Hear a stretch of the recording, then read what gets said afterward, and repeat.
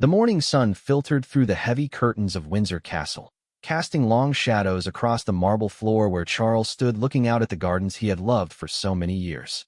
His reflection in the window showed a man who had carried the weight of a crown and the burden of duty for decades. But today something was different. Today, there was a heaviness in his chest that had nothing to do with his royal responsibilities.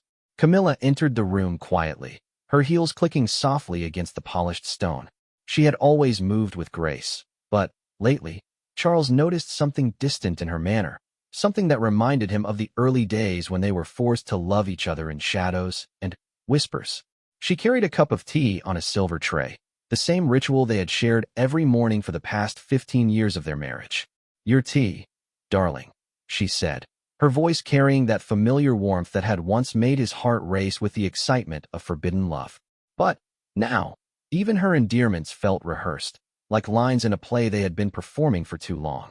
Charles turned from the window, studying his wife's face as she set the tray down on the mahogany table. Camilla had aged gracefully, her silver hair styled perfectly, her makeup applied with the precision that came from years of public scrutiny. But her eyes, those blue eyes that had once sparkled with mischief and passion, seemed to look through him rather than at him. "Thank you," he replied, accepting the delicate china cup. The tea was Earl Grey, exactly as he liked it, with a single sugar cube and a splash of milk. She had memorized his preferences long ago, just as she had memorized everything else about being the perfect royal consort. They sat in their usual chairs by the fireplace, a comfortable distance apart that had become their norm over the recent months. The silence stretched between them, filled with the weight of unspoken words and unresolved tensions. Charles sipped his tea and watched as Camilla opened her daily correspondence, her movements efficient and practiced. "The Prime Minister wants to discuss the new housing initiative this afternoon," she said without looking up from her papers. "And the charity gala for the Children's Hospital is next week. Your speech needs to be reviewed." Charles nodded, though she wasn't watching him for confirmation. Their conversations had become increasingly focused on schedules and obligations, the machinery of royal life grinding forward regardless of their personal struggles. He remembered when they used to talk for hours about everything and nothing, when her laugh could fill a room and make him forget about the pressures of his position. "Camilla," he began, setting down his cup with a gentle clink against the saucer.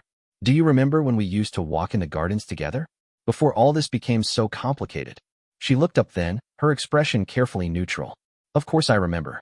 But that was a long time ago, Charles. We're not the same people we were then." The truth in her words stung more than he had expected. They had fought so hard to be together, weathering public scandals, media scrutiny, and family disapproval. The path to their marriage had been long and difficult, marked by divorce, death, and the constant judgment of a nation that had loved Diana and struggled to accept Camilla in her place. "Perhaps not," he agreed quietly. "But I sometimes wonder if we lost something essential in the process of becoming who we are now." Camilla closed her correspondence folder and looked directly at him for the first time that morning. "What we lost, Charles, was the luxury of being private people. Everything we do now is watched, analyzed, criticized. There's no room for the spontaneity we once had." She was right, of course. Their love story had been dissected by historians, journalists, and royal biographers until it felt less like their own experience, and more like a public narrative they were expected to perform. The passion that had driven them to risk everything for each other had been replaced by duty, protocol, and the endless demands of royal life. Charles stood and walked to the bookshelf that lined one wall of their private sitting room. His fingers traced the spines of leather-bound volumes, many of them gifts from foreign dignitaries or historical texts about previous monarchs. He pulled out a slim volume of poetry, one that Camilla had given him years ago during their courtship. "Do you remember this?" he asked, opening to a page marked with a faded ribbon. "You inscribed it for me." To Charles, who sees beauty in words as clearly as he sees it in the world around him. Camilla's expression softened slightly. "I remember. You carried it with you during that dreadful tour of Australia. You said it reminded you of home." "It reminded me of you," he corrected gently. "Of the woman who understood that I needed poetry in my life, not just politics and protocol." She was quiet for a long moment, her hands folded in her lap. When she spoke, her voice was barely above a whisper. "That woman still exists, Charles. But she's buried under years of public service and royal obligations. Sometimes I wonder if either of us remembers who we really are anymore. The admission hung between them like a bridge neither was quite ready to cross.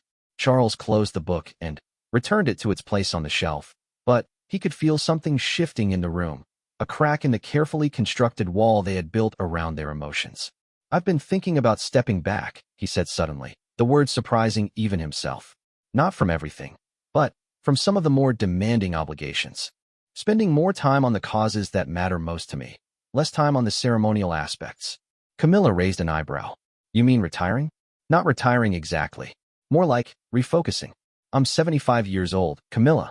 How many more years do we have to make a real difference? To remember what we loved about each other before all this consumed us." She was quiet again, but he could see her considering his words. Outside the window, gardeners were tending to the rose beds that Diana had once loved, a reminder of the complicated history that would always be part of their story. The irony wasn't lost on either of them that they were discussing their future while surrounded by symbols of the past. "The garden committee meeting is at 11, Camilla said finally, returning to her papers. "And lunch with the Archbishop is at 1:30. Charles felt the moment slip away like water through his fingers. They were back to schedules and obligations, the safe territory where they didn't have to examine too closely what their marriage had become. But something had changed in that brief conversation, a seed of honesty that might, with careful tending, grow into something more substantial. The rest of the morning passed in the familiar rhythm of royal duties. Charles met with his private secretary to review upcoming engagements, while Camilla attended a planning session for a new literacy initiative.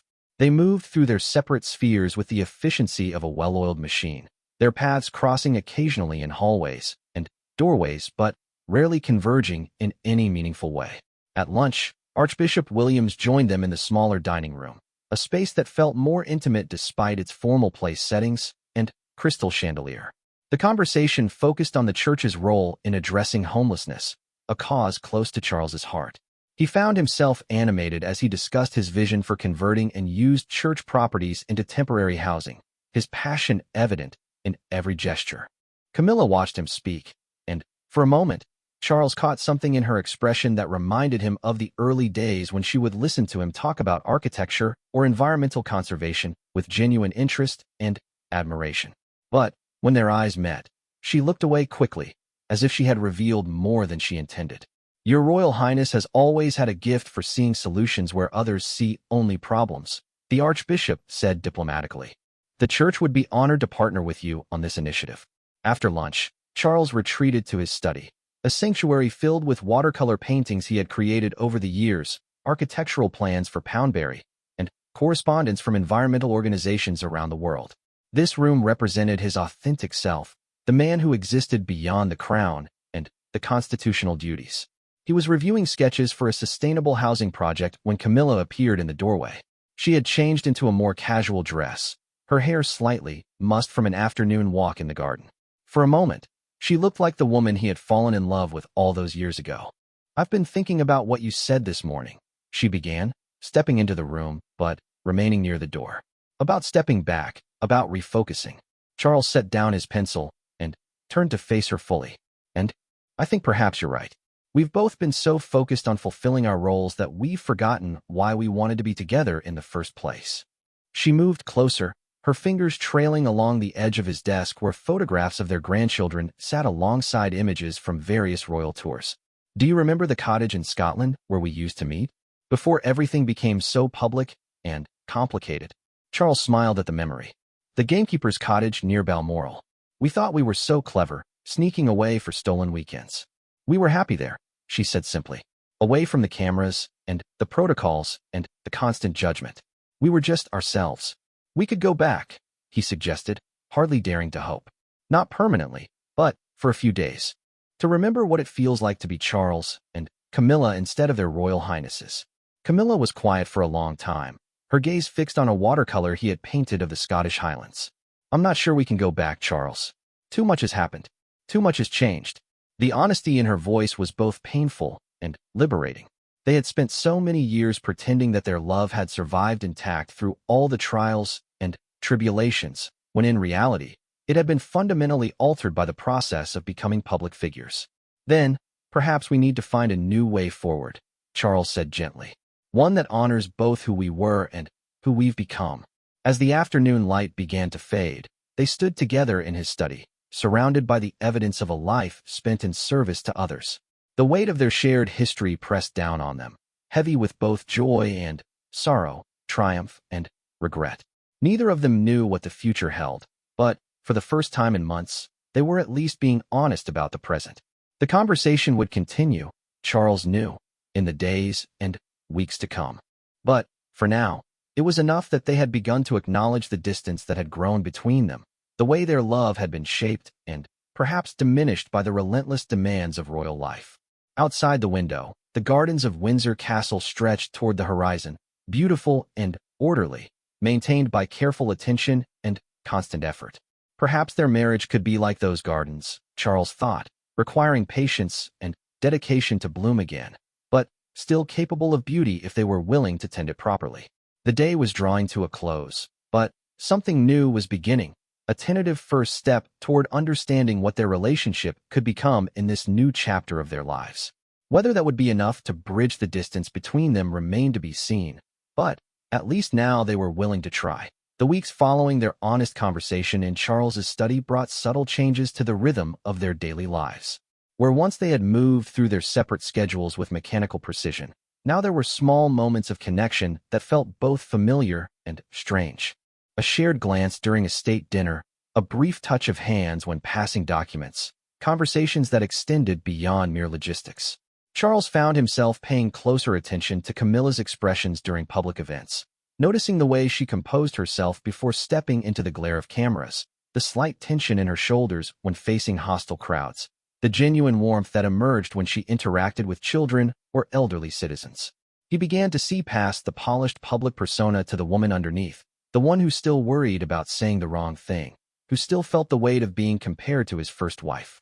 One Thursday morning, as autumn painted the Windsor grounds in shades of gold and crimson, Camilla surprised him by suggesting they take their morning tea in the garden rather than their usual spot by the fireplace. The request was small but significant. It represented a break from routine that they had both been reluctant to make in recent years. They settled at a wrought iron table beneath an ancient oak tree, the same spot where Charles had often painted watercolors during quieter moments. The morning air was crisp, carrying the scent of falling leaves and the distant sound of horses in the royal stables. For the first time in months, they sat without papers or schedules between them. "I received a letter from Harry yesterday," Camilla said, her voice carefully neutral. The relationship between Charles and his younger son remained strained, complicated by Harry's departure from royal duties and his public criticisms of the family. Charles felt his jaw tighten automatically, a conditioned response to any mention of the ongoing rift with Harry. "What did he say?" "Nothing dramatic," Camilla replied, stirring her tea slowly. "He asked about your health, mentioned that Archie is learning to ride a bicycle. Small things, but—" She paused, choosing her words carefully. "I think he misses you, Charles. Not the institution or the duties, but you, his father." The words hit Charles harder than he had expected. In the midst of all the public controversies and media attention, it was easy to forget that at the center of it all was a father who missed his son, and a son who had felt compelled to leave everything familiar behind. "Did you respond?" he asked quietly. "Not yet. I wanted to talk to you first." Camilla set down her teacup and looked directly at him. "I know things are complicated with Harry and Meghan, but life is short, Charles. Family is precious, even when it's difficult." Charles nodded slowly, understanding the deeper message in her words. She wasn't just talking about Harry. She was talking about them, about the importance of not letting pride or protocol prevent them from addressing the distance that had grown between them. "You're right," he admitted. "I've been so focused on the damage to the institution that I've lost sight of the personal cost. To Harry, to William, to our grandchildren who barely know me." They sat in comfortable silence for several minutes, watching as gardeners raked leaves into neat piles across the lawn.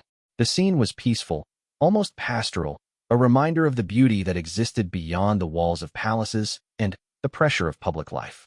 "I've been thinking more about what you said," Camilla continued, "about stepping back from some obligations.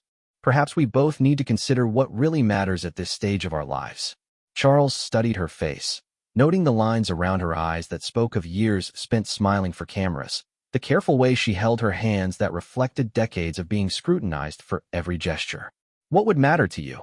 If you could choose freely. The question seemed to catch her off guard. She was quiet for a long time, her gaze fixed on the horizon where Windsor Great Park stretched toward the Thames. When she spoke, her voice was softer than usual, more vulnerable. I used to love horses, she said finally. Not just riding them for photographs or ceremonial events, but really being with them. Spending hours in the stables, learning their personalities, feeling useful in a way that had nothing to do with protocol. Charles remembered those early days when Camilla's love of horses had been one of their strongest connections. She had taught him things about horsemanship that went far beyond his formal training, sharing a passion that was genuine and unfiltered by royal expectations. You still could, he suggested. There's nothing stopping you from spending more time with the horses, from being involved in their care rather than just their presentation. Isn't there? She asked with a slight smile that held more sadness than humor. When was the last time I did anything that wasn't scheduled, managed, or photographed? When did either of us last do something simply because it brought us joy? The truth of her words settled over them like the autumn mist that was beginning to rise from the Thames. They had become prisoners of their own success, trapped by the very roles they had fought so hard to claim. The irony was profound and painful. Then, we changed that, Charles said with sudden determination. Starting today, this afternoon, instead of the quarterly budget meeting, we go to the stables. Not for a photo opportunity or a formal visit, but because you love horses and I love seeing you happy. Camilla looked skeptical. Charles, you can't just cancel meetings with the Treasury. There are protocols, responsibilities. There are always protocols and responsibilities, he replied firmly. But you're right about life being short, about family being precious. That includes our marriage, Camilla. When did we stop being precious to each other? The question hung in the air between them, loaded with years of accumulated disappointments and compromises. They both knew the answer. Their relationship had become precious to the public, to the media, to the institution of the monarchy, but somewhere along the way, it had stopped being precious to them personally. That afternoon, Charles did indeed cancel the budget meeting, sending his private secretary into a carefully controlled panic as schedules were rearranged and explanations were crafted for the disappointed Treasury officials. He found Camilla in the stables, dressed in old jeans and a worn sweater, looking more like herself than she had in months. She was brushing a young mare named Buttercup, speaking to her in the low, soothing tones that horses responded to instinctively. Charles watched from the doorway for several minutes, struck by how natural and unguarded Camilla appeared when she thought no one was watching. She's beautiful, he said finally, stepping into the stable. She's nervous, Camilla replied, not looking up from her work. They brought her down from Scotland last week, and she's still adjusting to the new environment. Sometimes I think animals handle change better than humans do, but they still need time to adapt. Charles understood the metaphor. They were all adjusting to new environments, new expectations, new versions of themselves that felt both familiar and foreign. The process required patience and gentleness, qualities that were often in short supply in their high-pressure world. May I? He asked, reaching for another brush. Camilla nodded, moving aside to give him access to Buttercup's other side.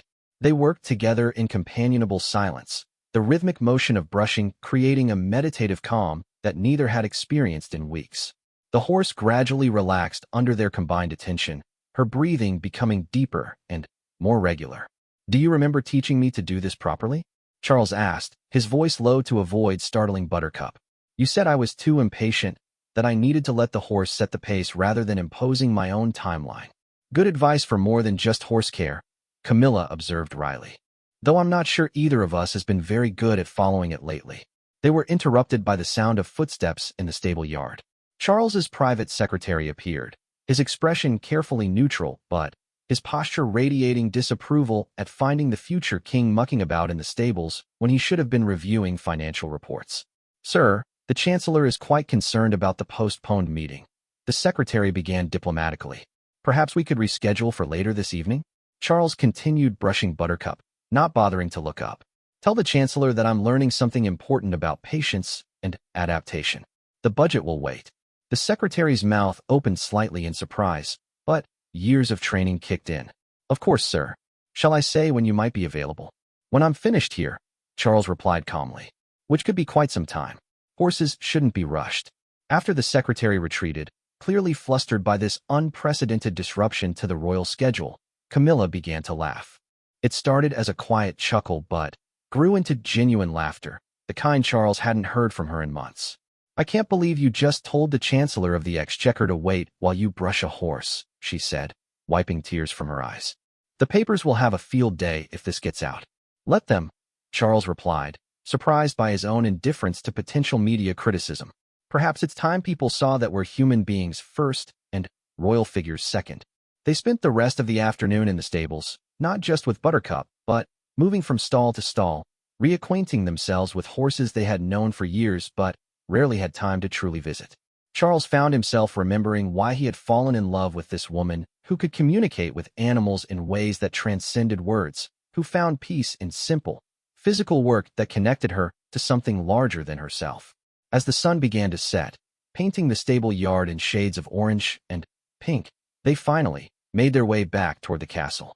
Their clothes smelled of horses and hay, their hands were dirty, and Charles couldn't remember the last time he had felt so satisfied with an afternoon's work. "Thank you," Camilla said as they walked across the courtyard. "For canceling the meeting, for remembering what I love, for letting me be myself for a few hours." "Thank you for reminding me that we still have choices," Charles replied. "That we don't have to be prisoners of our own positions." They paused at the entrance to their private apartments, suddenly aware that they were about to return to the world of schedules and obligations, of being Charles and Camilla the public figures rather than simply Charles and Camilla the people. The transition felt more difficult than usual, as if they had tasted something precious that they were now being asked to set aside. "Perhaps tomorrow we could take a walk in the park," Camilla suggested tentatively. "Not an official walk with photographers and security briefings, but just a walk. To see how the trees are changing, to remember what autumn feels like." Charles smiled, understanding that she was asking for more than just a walk. She was asking for more afternoons like this one, more opportunities to prioritize their humanity over their positions, more chances to rediscover what they meant to each other beneath the weight of crown and protocol. "I would like that very much," he said simply. That evening, they shared dinner in their private dining room rather than attending the formal state dinner that had been planned. The conversation flowed more easily than it had in months, moving from horses to books to memories of their children when they were young. They talked about Harry's letter and agreed to craft a response together, one that prioritized the father-son relationship over institutional concerns. As the night grew late, and they prepared to retire to their separate bedrooms, a long-standing arrangement that had evolved from practical considerations, but now felt like another symbol of the distance between them, Charles found himself reluctant to end the evening. "Camilla," he began, then paused, unsure how to articulate what he was feeling. She turned at her bedroom door, her hair slightly mussed from the day's activities, her face free of makeup for the first time in weeks. She looked younger somehow, or perhaps just more like herself. "I know," she said softly, understanding what he couldn't quite say. "I feel it too. We're finding our way back to each other, aren't we?" "I hope so," he replied honestly. "I miss us, Camilla. I miss the couple we used to be." "We're not the same people we were then," she reminded him, echoing words from their earlier conversation. "But perhaps we can become something new, something that honors both our past and our present." As they said goodnight and retired to their respective rooms, both Charles and Camilla carried with them a sense of cautious optimism that had been absent for too long. The afternoon in the stables had been more than just a break from routine. It had been a reminder that they still had the power to choose how they lived their lives, how they related to each other, and what kind of legacy they wanted to create together. The journey back to each other would not be simple or quick. They both understood that. But for the first time in months, it felt possible. And that possibility, fragile as it was, felt like the beginning of something precious indeed. The momentum from their afternoon in the stables carried forward into the following weeks, creating small but meaningful changes in their daily routine. Charles began declining certain ceremonial obligations that felt hollow, choosing instead to focus on environmental initiatives and architectural projects that genuinely excited him.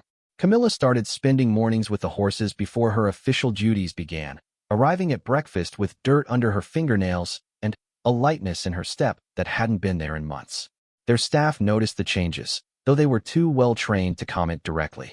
The private secretary stopped looking quite so harried when Charles suggested schedule modifications, and Camilla's dresser began setting aside riding clothes alongside the formal attire required for public appearances.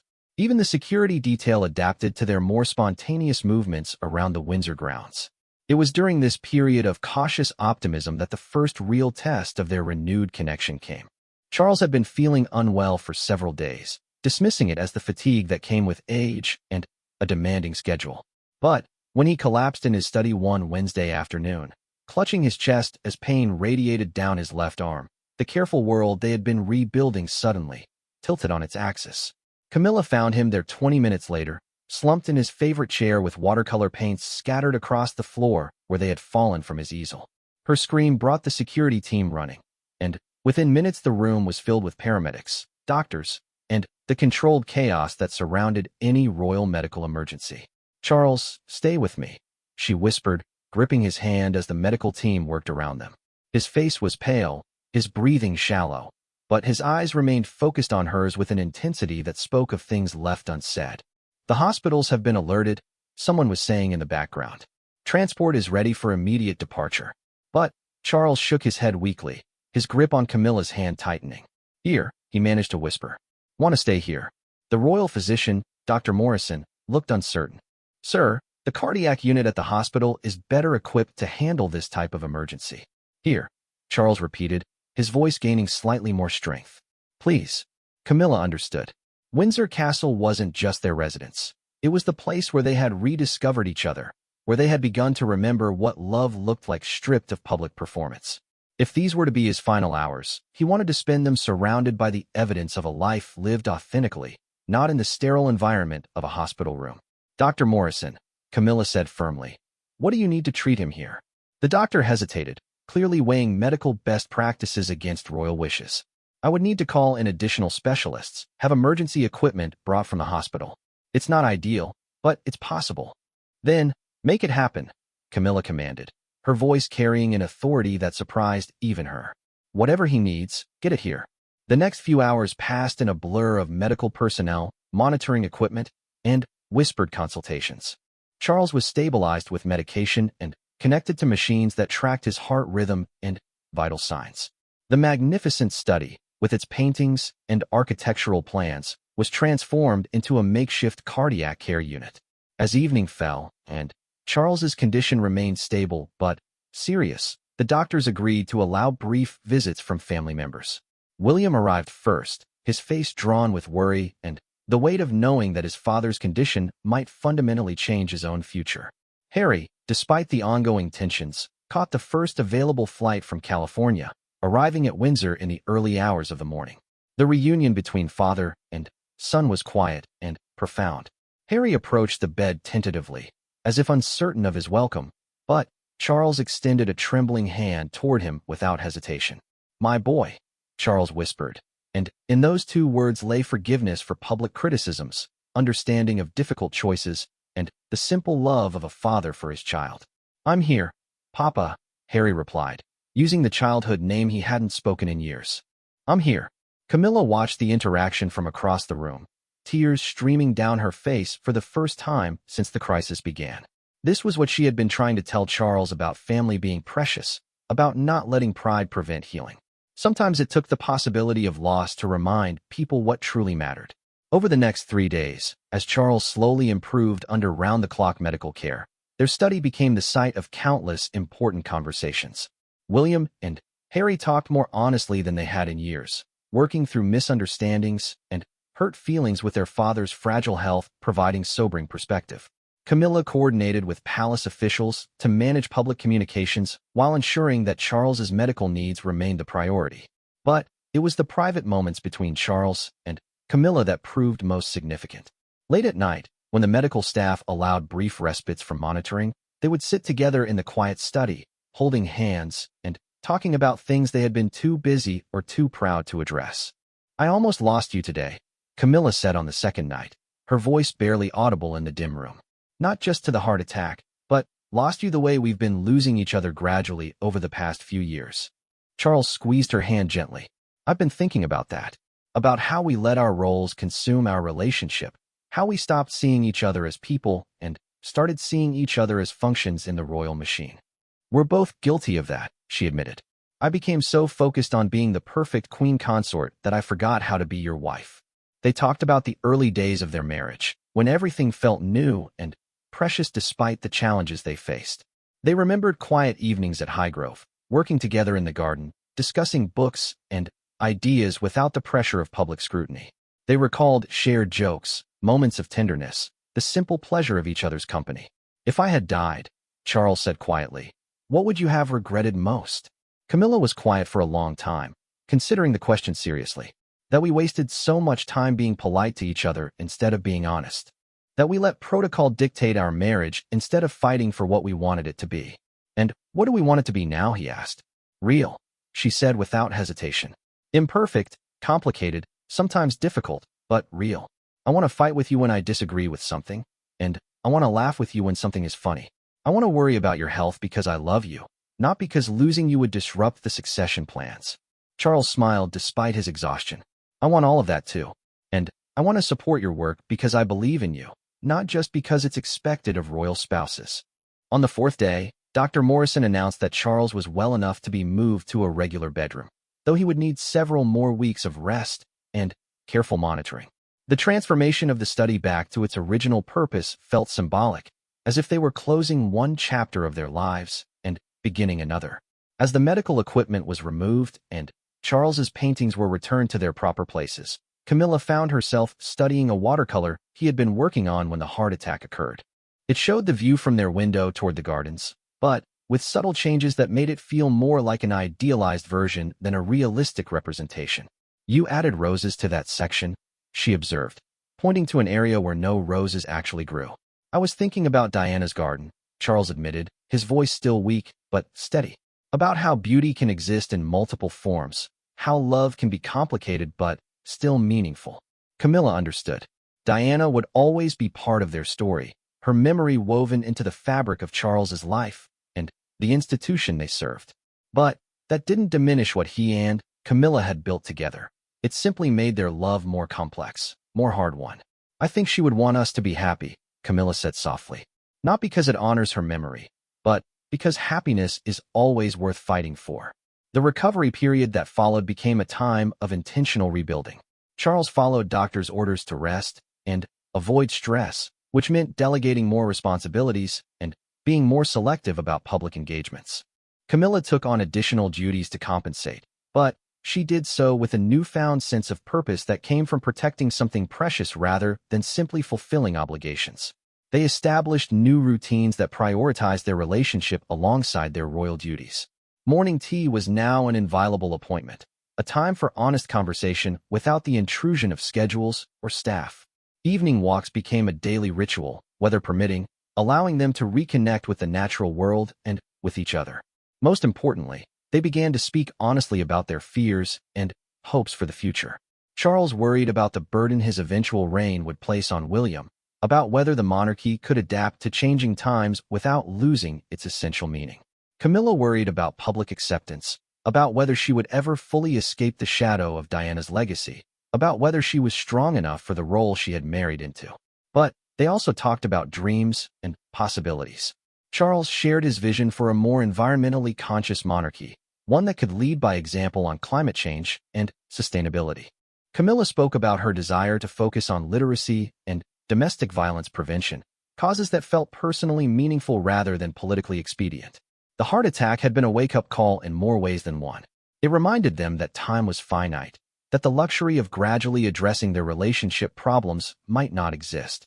But it also showed them how much they still meant to each other when stripped of the artificial barriers they had allowed to grow between them.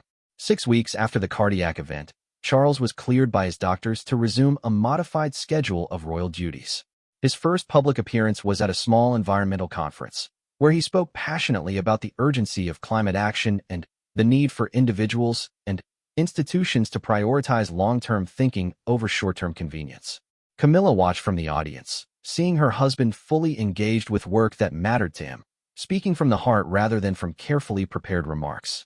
This was the man she had fallen in love with, the one who could see connections between seemingly unrelated issues, who believed that thoughtful action could create meaningful change. After his speech, as they rode back to Windsor in comfortable silence, Camilla reached for Charles's hand. "I'm proud of you," she said simply.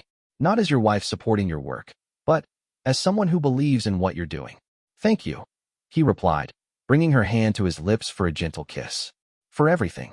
for fighting to keep me at Windsor, for coordinating with the doctors, for holding our family together when I couldn't.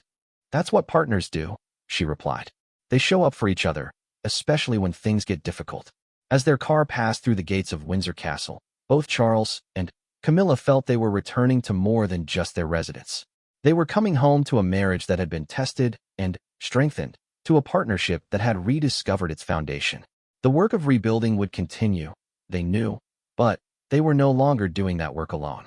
The crisis had taught them that love, like recovery, required daily attention and care. But it had also shown them that when they committed to that work together, they were capable of creating something beautiful and lasting, something worth protecting against all the forces that would tear it apart. The months following Charles's recovery marked a period of profound change that rippled far beyond their personal relationship. Word of the king's health scare had spread through royal circles and, eventually, to the public, creating an unexpected groundswell of support that surprised both Charles and Camilla. Letters poured in from citizens around the Commonwealth, many sharing their own stories of medical scares and relationship challenges, creating an unexpected bridge between the royal couple and ordinary people facing similar struggles.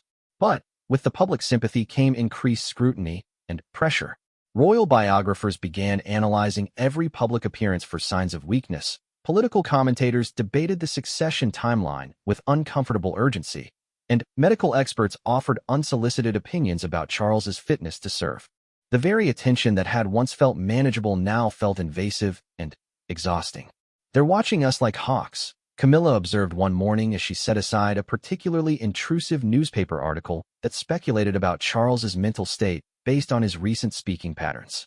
Every gesture, every expression gets analyzed for hidden meaning. Charles, who was reviewing correspondence at his desk, looked up with a mixture of frustration and resignation. "I suppose this is the price of vulnerability. The moment we show that we're human, everyone assumes we're weak." The pressure was taking its toll on both of them, but in different ways. Charles found himself second-guessing decisions he would have made instinctively before the heart attack, wondering if his judgment had been affected by his medical condition. Camilla became hyper-aware of her public appearances, knowing that any sign of strain would be interpreted as evidence that she couldn't handle the pressure of potentially being queen. The situation came to a head during a state visit from the Japanese emperor, an event that required multiple days of formal ceremonies, elaborate dinners, and carefully choreographed public appearances. It was exactly the kind of high-stress, high-stakes occasion that Dr. Morrison had warned them to approach carefully. On the second day of the visit, during a formal lunch at Buckingham Palace, Charles began experiencing chest pains that were mild but unmistakably similar to those that had preceded his heart attack. He managed to complete the meal and the subsequent speeches, but by the time they returned to their private apartments, his face was pale and his breathing labored. "We need to call Dr. Morrison," Camilla said, reaching for the phone with hands that trembled slightly. "No," Charles replied firmly, sinking into his favorite chair. "Not yet. It might just be stress, fatigue. I don't want to cause a scene during a state visit." "Charles, this isn't about protocol. This is about your life." They stared at each other across the room, both understanding that this moment represented something larger than a medical decision. It was about priorities, about whether they would continue to subordinate their personal well-being to royal obligations, about what they had learned from their previous crisis. "If you won't call the doctor for yourself," Camilla said quietly, "then call him for me. Because I can't go through another emergency wondering if I'm going to lose you." The simple honesty of her words cut through Charles's resistance. He had been so focused on not appearing weak or unreliable that he had forgotten about the impact of his health on the person who loved him most. Within 30 minutes, Dr. Morrison was conducting a thorough examination while royal staff quietly adjusted the schedule for the remainder of the state visit. The chest pains turned out to be stress-related rather than cardiac, but the episode forced both Charles and Camilla to confront some difficult truths about their post-recovery life. They had fallen back into old patterns of putting duty before health, of prioritizing public perception over private reality. "This can't continue," Dr. Morrison said bluntly after completing his examination. "The stress of maintaining a full royal schedule so soon after a major cardiac event is counterproductive. You need to make some permanent changes, not just temporary accommodations."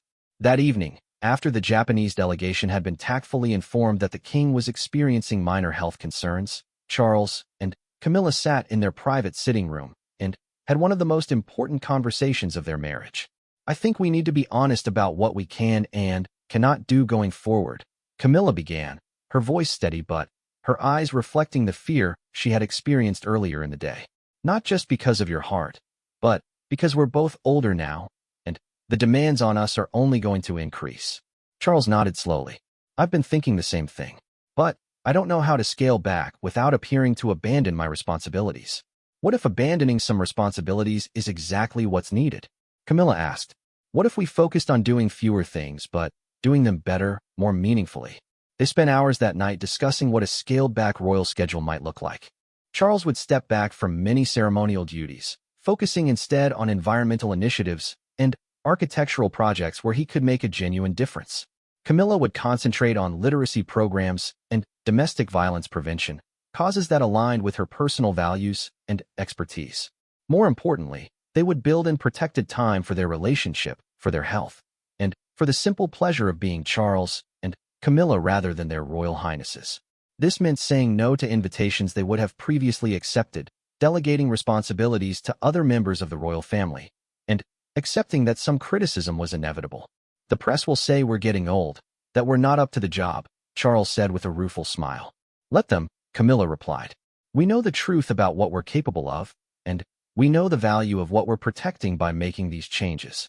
The decision to restructure their public roles was announced several weeks later, framed as a natural evolution rather than a retreat. The response was mixed, with some critics suggesting that the monarchy was becoming irrelevant while supporters praised their honesty and prioritization of health over protocol. But the real test of their new approach came in their private life. Without the constant pressure of overscheduled days, Charles and Camilla had to rediscover how to spend time together, how to fill the spaces that had previously been occupied by obligation and duty. They began taking longer walks through Windsor Great Park, often bringing a thermos of tea and spending an hour or more sitting by the lake, watching the wildlife and talking about everything and nothing. Charles returned to watercolor painting with renewed enthusiasm, and Camilla spent more time reading, often sharing passages from books that had moved or amused her. Most significantly, they began entertaining friends in a more relaxed way, hosting small dinner parties where conversation could range freely rather than being constrained by protocol. These evenings reminded them both of the pleasure of intellectual engagement, of laughing until their sides hurt, of the simple joy of good company. One evening in late spring, as they sat in their garden watching the sun set behind the castle walls, Charles turned to Camilla with an expression of wonder. Do you realize how long it's been since we've been bored together? He asked. Camilla laughed, understanding exactly what he meant. Boredom is a luxury we'd forgotten we could afford. I missed it, Charles admitted. The space to think, to daydream, to notice small things that aren't related to official duties. What are you noticing now? She asked.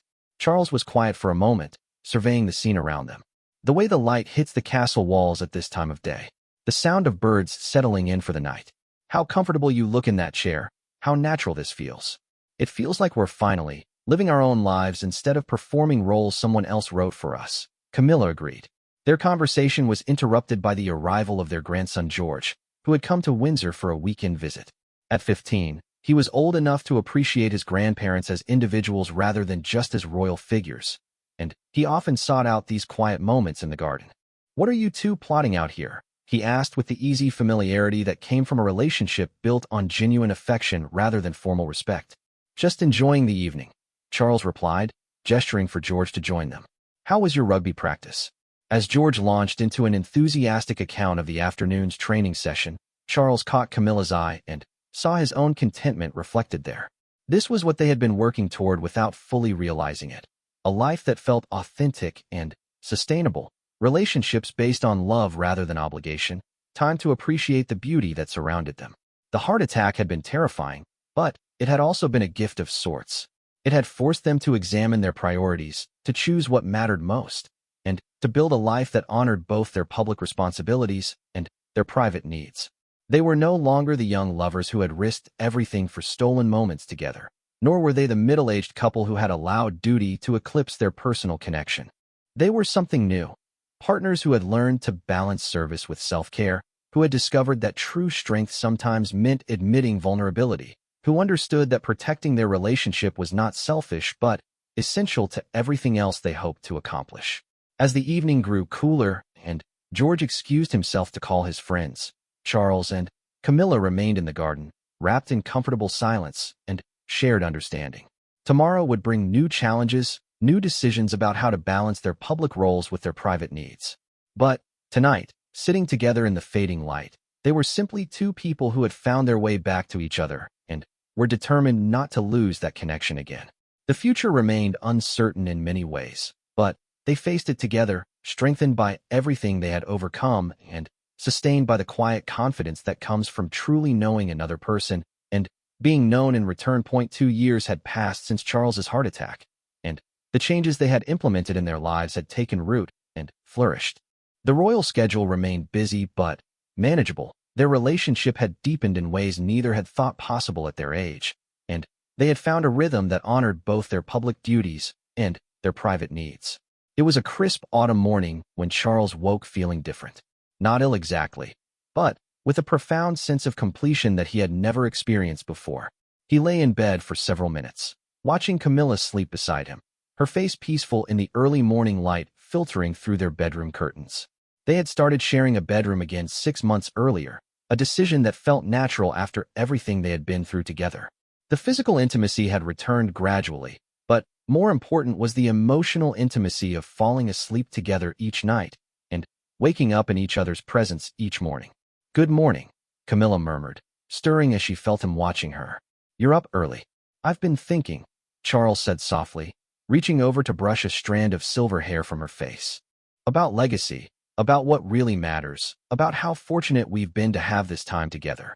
Camilla opened her eyes fully, immediately alert to something different in his tone. After nearly 50 years of knowing this man, she could read his moods and thoughts with an accuracy that sometimes surprised them both. "What kind of thinking?" she asked, propping herself up on one elbow to study his expression. "The kind that comes when you realize you've lived a full life," Charles replied honestly. "When you look around and see that the people you love are happy and healthy, that the work you've done has mattered, that you've found peace with your choices." The conversation that followed was unlike any they had shared before. Charles spoke about feeling a sense of completion that went beyond mere satisfaction with his accomplishments. He had seen both of his sons find their paths in life, had watched his grandchildren grow into thoughtful, caring young people, had witnessed the monarchy adapt and survive in changing times. "I'm not saying I'm ready to die," he clarified, seeing concern flash across Camilla's face. "But I'm saying I'm no longer afraid of it." There's a difference. Over the following weeks, Charles seemed to embrace each day with an intensity that was both inspiring and slightly unsettling. He spent long hours with William, sharing insights about leadership and the weight of constitutional responsibility. He wrote detailed letters to Harry, offering advice and expressing love without judgment. He created what he called memory books for each of his grandchildren, filled with stories about their parents' childhoods and their family history. Most importantly, he focused on creating lasting memories with Camilla. They took trips to places that had been meaningful in their relationship. The cottage in Scotland where they had once hidden away from public scrutiny, the gardens at Highgrove where they had worked side by side for years, the small church where they had been quietly married in a ceremony that had felt both triumphant and tender. "You're frightening me a bit," Camilla confessed one evening as they sat by the fire in their private sitting room. "This feels like you're saying goodbye to everything." Charles considered her words carefully. "Not goodbye exactly. More like making sure nothing is left unsaid or undone. I want to be certain that everyone I love knows how I feel about them." "And how do you feel about me?" she asked, though she already knew the answer. "Grateful," he said immediately. "Grateful that you loved me when loving me was difficult and dangerous. Grateful that you stood by me through public humiliation and private doubt. Grateful that you helped me become a better man than I ever thought I could be." The honesty of his words brought tears to Camilla's eyes. "You saved me too, you know, from a life that felt empty and meaningless. You gave me purpose, adventure, a love story worth fighting for." As winter approached, Charles began experiencing what Dr. Morrison described as episodes of fatigue that seemed to go beyond normal aging. He would tire easily during public engagements, need longer periods of rest between activities, and sometimes seem distant or preoccupied in ways that concerned those closest to him. But he also displayed moments of extraordinary clarity and energy, particularly when discussing environmental issues or spending time with family. It was as if he was marshaling his resources for what mattered most. letting go of anything that felt superficial or obligatory. On a particularly cold December morning, Charles asked Camilla to join him in his study, the same room where he had suffered his heart attack years earlier. He had been working on something for weeks, he told her, and wanted to share it before he lost the energy to explain it properly. "I've been writing," he said, indicating a leather-bound journal on his desk. "Not memoirs exactly, but reflections on what I've learned about love, about service, about finding meaning in an often meaningless world." Camilla picked up the journal, reading the first few pages silently. Charles's handwriting, once strong and decisive, had become shakier in recent months, but his thoughts were clear and profound. He wrote about their love story not as a fairy tale, but as a realistic account of two imperfect people who had found ways to support and strengthen each other. "This is beautiful," she said, looking up at him with admiration. "Have you thought about publishing it?" Charles shook his head. "It's not for the public. It's for our family, for future generations who might wonder what their ancestors were really like beneath all the protocol and ceremony." That afternoon, they took what would turn out to be their final walk together through Windsor Great Park. Charles moved slowly, stopping frequently to rest, but his appreciation for the beauty around them seemed heightened rather than diminished by his physical limitations. "Do you see how the light hits the water?" he asked, pointing toward the lake where swans glided serenely across the surface. "I want to remember this exactly as it is right now." Camilla understood that he was creating a mental photograph, storing away images that would comfort him in whatever lay ahead. She found herself doing the same thing, memorizing the way his hair caught the afternoon sunlight, the careful way he navigated the uneven path, the peaceful expression on his face as he absorbed the scene before them. That evening, Charles asked if they could have dinner in the garden despite the cold weather. The staff set up heaters and brought blankets, creating a cozy outdoor dining room under the stars. They ate simple food and talked about their grandchildren, about books they had loved, about small moments from their life together that had brought them joy. "I love you, Camilla," Charles said as they prepared to go inside. "Not just romantically, though that too, but completely. You are woven into every good memory I have from the past 20 years. "I love you too," she replied, understanding that these words carried more weight tonight than they ever had before. "Whatever happens, we've had something extraordinary together." 3 days later, on a quiet Sunday morning in December, Charles suffered another heart attack. This one was massive and sudden, giving him only moments of consciousness before his body began to shut down. Camilla was with him when it happened, sitting beside his bed reading while he dozed after taking his morning medication. "Camilla," he whispered, his voice barely audible as she dropped her book and moved to his side. "I'm here," she said, taking his hand in both of hers. "I'm right here." His eyes focused on her face with tremendous effort. "Thank you," he managed to say, "for everything, for loving me, for fighting for us, for making my life complete." "Charles, don't," she began, but he squeezed her hand gently. "Tell William. He's ready," Charles continued, each word requiring enormous effort. "Tell Harry. I'm proud of him. Tell them both, love is the only thing that matters." Dr. Morrison arrived within minutes, but they both knew there was nothing to be done. Charles's vital signs were failing rapidly, and he seemed to be holding on only long enough to say what needed to be said. "I'm not afraid," he told Camilla, his voice growing weaker. We had something beautiful. That's enough." Those were Charles's last coherent words. He slipped into unconsciousness shortly after, his breathing becoming increasingly labored despite the medical team's efforts. Camilla remained by his side, holding his hand and speaking softly about their happiest memories together. William and Harry arrived within hours, both devastated but grateful to find their father peaceful and surrounded by love. They took turns sitting with him, sharing private words and final goodbyes. But it was Camilla who stayed through the night, unwilling to leave his side even for a moment.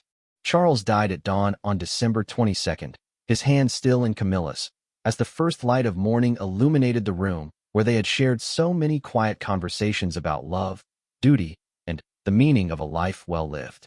In the immediate aftermath of his death, as palace officials began implementing the carefully planned protocols for royal succession, Camilla surprised everyone by her composure. She shed no tears in public, showed no visible signs of grief, and handled the necessary arrangements with the efficiency that had characterized her approach to royal duties. "Are you all right?" William asked her privately as preparations for the state funeral began. Camilla considered the question seriously. I'm heartbroken, she said honestly. But I'm not devastated. We knew this was coming, and we used our time well. He died knowing he was loved, having said everything he needed to say. There's peace in that. The funeral, held a week later at Westminster Abbey, was a celebration of Charles's life and legacy rather than simply a ceremony of mourning. Camilla had insisted on readings that reflected his environmental passions and his belief in the power of love to overcome adversity.